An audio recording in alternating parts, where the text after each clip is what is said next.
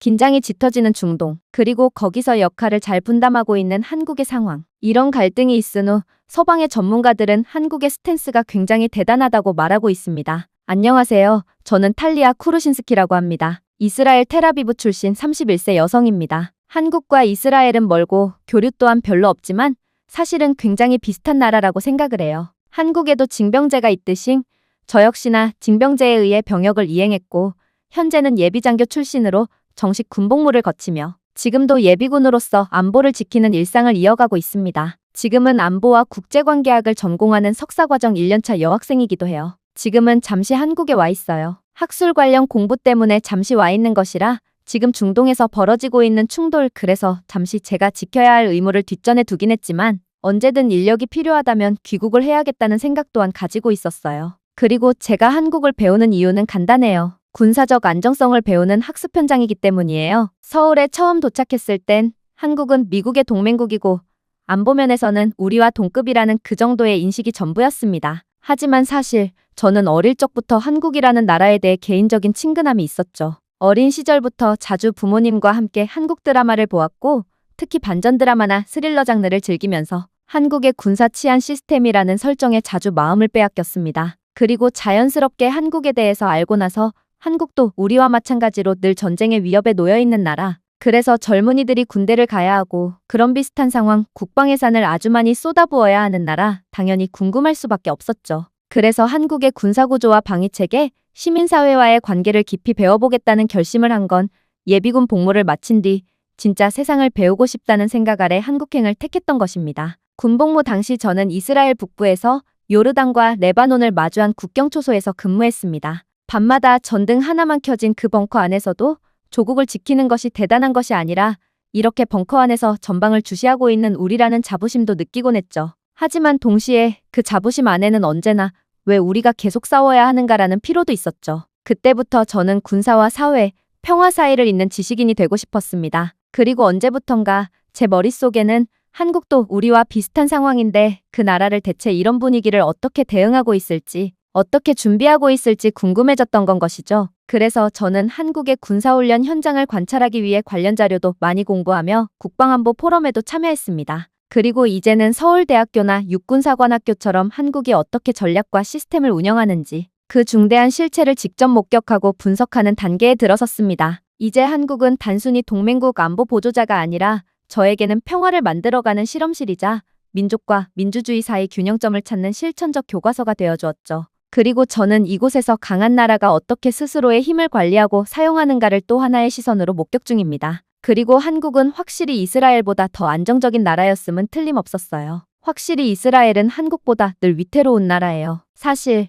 텔아비브는 중동 속의 유럽이라 불릴 만큼 자유롭고 세련된 도시입니다. 예술과 기술, 창업 열기가 가득한 곳이죠. 하지만 동시에 전시 상황이 일상에 깊숙이 파고든 공간이기도 했어요. 밤하늘을 가르는 아이언돔의 욕격 장면, 공습 사이렌이 울리면 자동으로 뛰어들어가야 하는 방공호, 그리고 유수속 반복되는 보복과 응징이라는 단어들. 이건 어릴 적부터 저에게 너무 익숙한 배경이었습니다. 이란은 늘 그림자처럼 우리 삶에 존재해왔습니다. 저는 아직도 기억해요. 고등학교 때 첫 핵 협상 결렬 소식을 들은 날, 학교 전체가 갑자기 조용해졌고 선생님들조차 이제 다시 전시 대비 훈련이 강화될 것이라고 말했죠. 그 말을 듣던 순간 밀려온 공포감, 지금도 생생해요. 그 이후 이란과의 긴장은 끓기 직전의 냄비처럼 늘 근처에 있었고 이스라엘의 젊은 세대들은 그 팽팽한 압력 속에서 살아왔습니다. 그래서 누군가는 말했어요. 우리는 태어날 때부터 군인이야. 저 역시 그렇게 생각했었죠. 하지만 시간이 흐르면서 제 안에는 그렇다면 이 전장의 끝은 어디인가 라는 질문이 자라나기 시작했어요.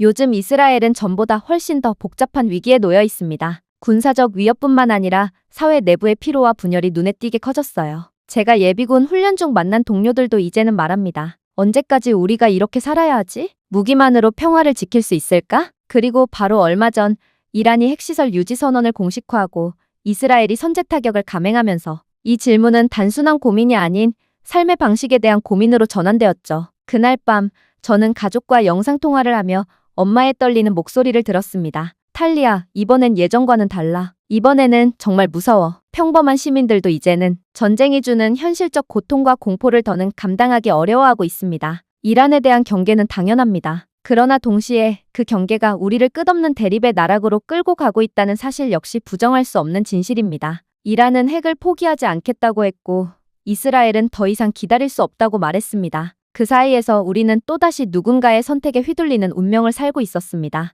그리고 그런 현실 속에서 저는 문득 한국이라는 또 하나의 국면이 우리 문제의 새로운 각도가 될 수 있지 않을까 생각하게 된 거죠. 한국과 처음 제대로 마주하게 된 건 의외로 학문적인 접점이었어요. 국제안보와 전략학을 공부하기 시작하면서 한국은 단지 한반도 분쟁의 배경국이 아니라 현대 안보의 전형적인 실험장으로 자주 언급되더군요. 처음에는 그게 좀 과장처럼 느껴졌어요. 미국의 보조국, 중견 민주국가, 북한의 갇힌 분단국가. 이게 제 머릿속에 있던 한국의 이미지였거든요. 그런데 한국에 오자마자 첫 수업에서 교수님이 다음과 같은 질문을 던지셨어요. 여러분, 군사적 자주권이 없는 나라는 진정한 강대국일 수 있을까요? 그 말이 뇌리를 때렸습니다. 왜냐하면 이스라엘은 늘 자주국방을 강조해왔고 우리는 누구에게도 의존하지 않는다는 신념이 뿌리 깊은 나라니까요. 그런데 한국은 미국과의 동맹 안에서도 놀라운 자주국방 역량을 구축해가고 있다는 점이 저에겐 큰 충격이었어요. 제 개인적으로는 한국도 이스라엘만큼 군사적인 자유로운 권한이 있어도 될 만큼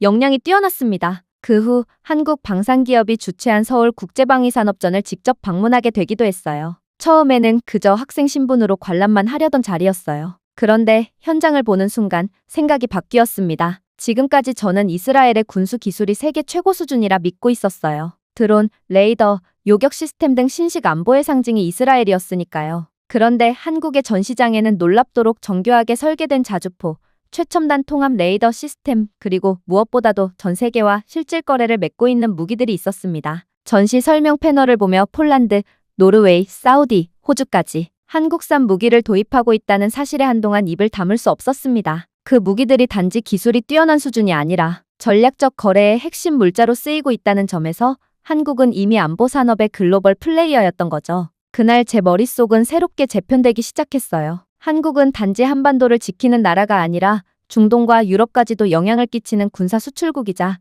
지정학적 중재자 역할까지 할 수 있는 위치에 있구나. 더 나아가 그날 전시장에서 우연히 만난 유럽 출신 교수님이 이렇게 말하더군요. 한국은 앞으로 중동에서 더 큰 역할을 하게 될 겁니다. 미국도 이스라엘도 이해관계에서 벗어날 수 없지만 한국은 신뢰할 수 있는 외부자라는 점에서 특별하죠. 그 말이 제게 깊이 박혔습니다. 이스라엘과 이란이 충돌할수록 이 양 극단 사이에서 중재자 역할을 해줄 제3국이 필요하다는 말. 그리고 지금 그 역할을 한국이 맡을 수 있을지도 모른다는 가능성. 그건 충격이자 동시에 이스라엘인으로서 처음으로 이 나라는 지금 우리가 생각하는 것보다 훨씬 큰 판을 보고 있다는 느낌이 들게 했습니다. 그 이후 저는 점점 더 한국이라는 나라를 다르게 보기 시작했습니다. 그리고 그 과정에서 마주한 또 하나의 충격은 한국을 지켜보는 독일 교수들의 태도에서였죠. 그날은 서울에서 열린 한 국제안보 포럼이었어요. 중동과 동북아의 안보 정책을 비교하는 학술 행사였고 참가자 대부분이 교수, 외교 전문가, 그리고 안보 전략 연구자들이었죠. 저는 학생 신분으로 초대받았고 그날 제게 가장 큰 충격을 안겨준 건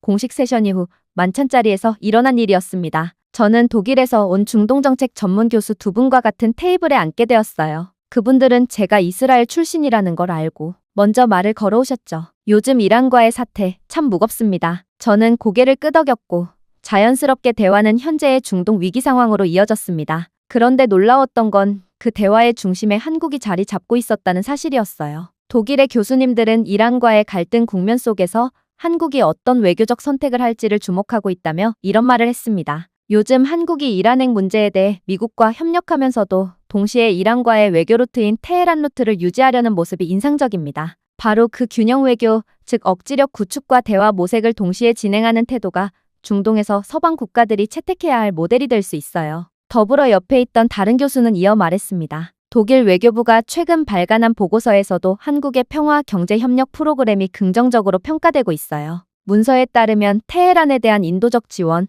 수출 금융을 통한 관여 전략 등이 한국형 중립 균형 외교의 실제 사례로 분석되고 있습니다. 그 대화를 들으며 저는 놀랄 수밖에 없었죠. 그리고 그 순간 정말로 한국이 보는 눈 자체가 바뀌고 있다는 것을 몸소 느꼈습니다. 그리고 이어서 말하더군요. 우리는 오히려 이스라엘보다는 한국의 중동 접근법을 더 많이 참고하고 있어요. 서방 국가들은 종종 우리가 이스라엘이라는 생각을 하고는 하는데 그렇게 하면 이해 당사자 안으로 빨려 들어갈 수 있다며 사실 서방 세계는 중동과의 경제적 협력이 우선시되는데 한국처럼 그렇게 잘 균형 외교를 해야 한다. 그래서 최근 외교문서에서도 한국의 사례를 분석하는 일이 늘고 있어요. 그 말을 들은 순간 저는 마치 제가 알던 세상이 흔들리는 듯한 느낌을 받았어요. 헝가리, 체코, 폴란드 같은 동유럽 국가들이 한국 무기나 콘텐츠에 주목한다는 건 알고 있었어요. 하지만 독일, 그것도 제가 이스라엘인으로서 배우고 따라야 할 선진국이라 여겨왔던 그 나라의 지식인들이 한국을 그렇게 진지하게 분석하고 있다는 사실은 정말 충격적이었죠. 솔직히 고백하자면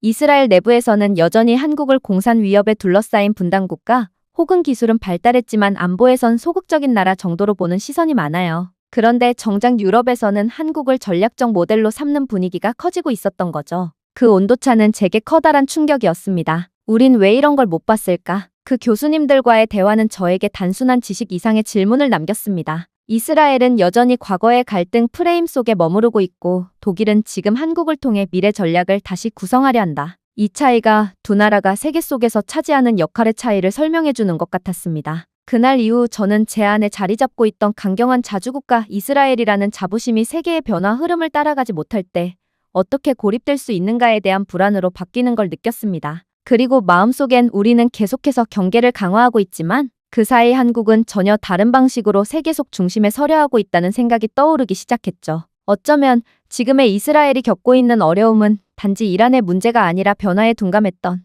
우리의 문제일지도 모른다고요. 그 뒤로 한국에서의 일상도 달라 보이기 시작했죠. 원래는 안보정책 논문 준비차 몇 주만 머무를 계획이었지만 며칠 지내다 보니 어느새 여기에서 더 배워야겠다는 확신이 점점 커졌어요. 그리고 그 며칠이 제 세계관을 완전히 바꿔놓았습니다. 한국은 생각보다 훨씬 강한 나라였어요. 단지 무기를 많이 수출해서가 아닙니다. 전쟁을 피하면서도 전쟁 억제를 위한 능력을 개발하는 나라라는 점이 이스라엘과 가장 달랐어요. 이스라엘은 갈등이 생기면 때릴 준비부터 합니다. 우리는 침묵은 위험이라고 배웠고 그래서 선제 타격도 주저하지 않죠. 반면 한국은 위험한 균형을 지키며 자기 자신을 지키는 법을 절제와 기술로 설계하고 있다는 사실에 저는 감탄할 수밖에 없었습니다. 예를 들면 최근 한국이 자체 개발한 차세대 유도무기 시스템은 그 정확도와 자율성이 미국, 이스라엘을 능가할 정도라는 평가를 받습니다. 그런데 그 기술이 공격이 아니라 억제와 방어에 최적화되어 있다는 점이 인상 깊었어요. 이 점이 우리가 흔히 말하는 강함의 개념을 다시 생각하게 만들었습니다. 이스라엘의 군사력은 속도와 화력이라면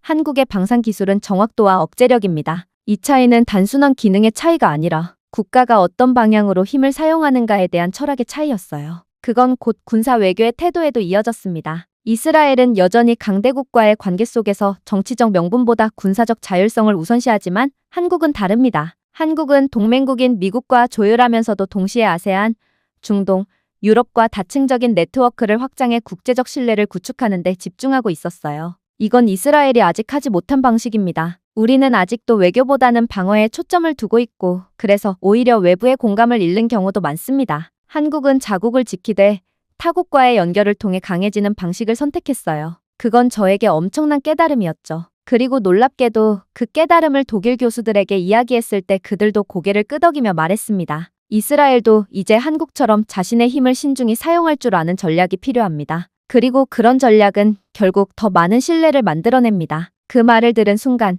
저는 확신하게 되었습니다. 이스라엘이 지금 겪고 있는 혼란은 단순히 이란 때문이 아니라 변화하는 세계 속에서 우리의 전략이 멈춰 있었기 때문이라는 걸요. 그리고 그 해답 중 하나는 바로 지금 내가 서 있는 이곳 한국에 있다는 것도요. 한국에서의 몇 개월간의 체류 이후 저는 단기 귀국 프로그램으로 예루살렘 대학의 군사전략 세미나에 참석하게 되었어요. 학부 시절 멘토였던 리비 교수님이 진행하는 세미나였죠. 그곳에서 저는 정말 중요한 실수를 어쩌면 너무 앞선 말을 했는지도 모르겠습니다. 주제는 핵 위기 시대의 중동 방어 전략, 전통적인 안보 전략, 군사적 자율성, 선제 공격의 당위성 등이 계속 언급되던 자리에서 저는 조심스럽게 말을 꺼냈습니다. 요즘 한국이 보여주는 안보 모델이 우리에겐 더 큰 참고가 될 수 있지 않을까요? 순간 방 안의 공기가 무거워졌습니다. 저는 이어서 설명했죠. 한국은 군사적 기술 개발도 외교적 연대도 병행합니다. 동맹을 따르되 스스로 전략적 중립을 설계하려고 하죠. 그게 지금 우리가 처한 상황에서 필요한 모델 아닐까요? 말을 마치자마자 정면에 앉아있던 교수가 제 말을 끊듯 말했습니다. 그건 한국이 아직 우리만큼의 위협을 겪지 않았기 때문이요. 우린 언제라도 맞설 수 있어야 합니다. 또 다른 동료 교수는 비꼬듯 말했습니다. 한국은 미국 없으면 아무것도 못하는 나라잖아. 그들 전략이 어찌 자주라고 할 수 있나? 그 순간 제 안에서 뜨겁게 치밀어 오르는 감정이 있었습니다. 한국에 대한 옹호라기보다는 우리 안보 철학의 단선성과 경직성에 대한 실망감이었죠. 그때 뜻밖에도 뒤편에 앉아있던 독일계 교수가 나서며 말했습니다. 저는 탈리아의 말에 동의합니다. 우리는 너무 오랫동안 같은 전략 안에 갇혀 있었죠. 한국처럼 변화의 방향을 관찰하고 흡수하고 설계해야 합니다. 이스라엘이 강한 것은 맞지만 강함은 언제나 유연성과 함께 갈 때만 지속됩니다. 그 순간 회의장의 분위기가 다시 살짝 움직였고 비판적이던 교수들도 더 이상 말을 잇지 못했죠. 그날 저는 느꼈습니다. 갈등은 있었지만 그 갈등을 통해 변화의 첫 조짐이 피어난다는 것, 그리고 그 갈등의 중심에 한국이라는 키워드가 있다는 사실이 왠지 모르게 벅차오르도록 감동적이었습니다. 세미나 이후 며칠 뒤 저는 리비 교수님과 따로 면담을 가졌습니다. 사실 속상한 마음이었죠. 그토록 존경했던 그가 제 발언에 동조하지 않고 오히려 냉소적인 반응을 보였다는 것이 마음에 남아 있었거든요. 그런데 그 자리에서 교수님은 뜻밖의 말을 하셨습니다. 탈리아, 너 말이 틀렸다는 건 아니야. 다만 우리가 너무 오래 이런 방식에 익숙해져 있었던 것뿐이지. 사실 나도 요즘 한국에 관심을 갖고 있어. 최근엔 그들의 방위 산업 논문도 몇 개 읽어봤고 말이지. 그 순간 저는 놀라움을 감출 수 없었습니다. 세미나 자리에서는 냉정하고 비판적으로 보였던 그가 뒤에서는 한국을 연구하고 있었다니 우린 지금 변화를 두려워하고 있어. 그게 문제야. 이스라엘은 늘 자신감이 넘치는 나라지만 가끔은 그 자신감이 고립으로 이어질 수도 있지. 교수님의 그 말은 제 안에서 말로 다 표현할 수 없는 묵직한 울림을 주었습니다. 그리고 그 순간 제게 분명히 다가온 확신이 있었죠. 이스라엘도 이제 한국처럼 유연한 전략과 열린 외교를 받아들여야 할 때가 왔다. 한국은 미국과 동맹이면서도 동시에 자주적인 기술력과 외교 노선을 견제하며 분단의 현실 속에서도 세계의 신뢰를 얻어가고 있었어요. 이스라엘도 분명 그렇게 될 수 있었습니다. 아니, 그렇게 되어야만 한다는 자각이 제 마음속에 자리 잡기 시작했죠. 그 후 저는 귀국 후 여러 군사 세미나, 방산 정책 간담회에서 한국의 사례를 인용하기 시작했습니다. 이전에는 시큰둥하게 듣던 이들이 요즘은 오히려 제게 조언을 구하러 오는 경우도 늘었어요. 한 번은 예루살렘 국방연구소의 한 동료가 이렇게 말했습니다. 한국이 그렇게까지 발전한 줄은 몰랐어. 지금이라도 늦지 않았으니 한국 방식에서 배워보자. 이제는 저 혼자만의 확신이 아니었습니다. 변화를 감지한 또 다른 이들도 점차 한국을 향해 시선을 옮기고 있었던 것이죠. 그리고 저는 그 흐름의 맨 앞에서 변화를 말할 수 있는 사람이 되었다는 것에 커다란 자부심을 느꼈습니다. 지금 이 순간에도 이스라엘은 하늘을 가르는 사이렌 속에서 매일의 안보를 걱정하고 있습니다. 전쟁은 피하지 못한 숙명처럼 반복되고 있고 그 속에서 우리는 언제나 선제와 단호함만이 답이라 믿어왔죠. 하지만 한국에서 지낸 시간은 제게 다른 시선을 알려주었습니다. 부딪히지 않아도 지킬 수 있는 것들이 있다. 균형을 지키면서도 영향력을 키울 수 있다는 사실을요. 이제는 저도 확신하게 되었습니다. 무조건 부딪히는 것이 능사가 아니라는 것. 지금 우리에게 필요한 건 즉각적인 반응이 아니라 조금 멀리서 보는 시야입니다. 그리고 한국은 바로 그런 시야를 갖고 앞서 나가고 있었어요. 이스라엘이 지금이라도 한국을 통해 조금은 멀리 그리고 차분히 자신의 미래를 그릴 수 있게 되길 진심으로 바랍니다. 오늘의 영상은 여기까지입니다. 그리고 지금 화면에 나오는 영상을 아직 시청하지 않으셨다면 지금 바로 시청해보세요. 재미있는 다음 사연이 기다리고 있습니다. 감사합니다.